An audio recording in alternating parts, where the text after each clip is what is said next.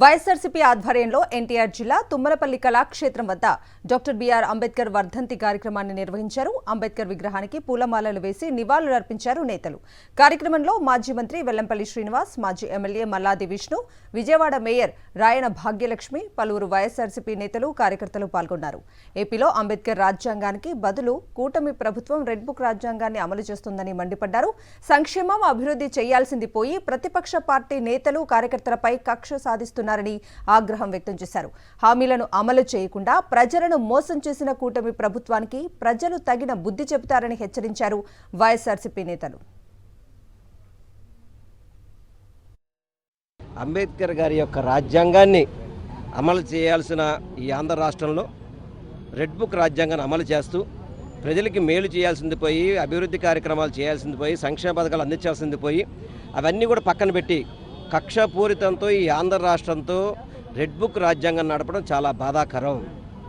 భారతదేశ వ్యాప్తంగా ప్రతి రాష్ట్రంలో కూడా అంబేద్కర్ గారి యొక్క రాజ్యాంగాన్ని అమలు చేస్తుంటే ఒక ఆంధ్ర రాష్ట్రంలోనే ఈ కూటమి ప్రభుత్వం మాత్రం రెడ్ బుక్ రాజ్యాంగాన్ని అమలు చేస్తుంది. దీన్ని యావత్ రాష్ట్ర ప్రజలందరూ కూడా ఖండిస్తున్నారు. అంబేద్కర్ గారి యొక్క ఆశయాలను ముందుకు తీసుకెళ్లాలన్నా, వారి యొక్క ఆలోచన విధానం ముందుకు తీసుకెళ్లాలన్నా అది వైఎస్ జగన్మోహన్ రెడ్డి గారితో సాధ్యమని చెప్పి తెలియపరచుకుంటే,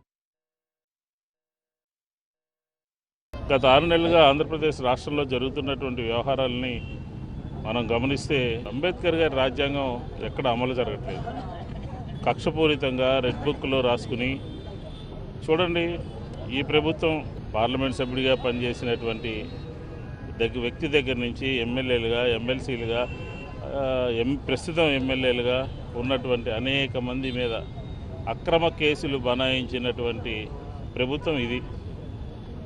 వారికి వ్యతిరేకంగా వేరే పార్టీలో ఉంటే కూడా సహించలేకపోతున్నారు. ఎస్సీలకి, ఎస్టీలకి, బీసీలకి, మైనారిటీలకి ఏదైతే ఆ రోజు అంబేద్కర్ గారు న్యాయం జరగాలి అనుకున్నారో ఆ న్యాయాన్ని పూర్తి స్థాయిలో అమలుపరిచిన వ్యక్తి జగన్మోహన్ రెడ్డి గారు.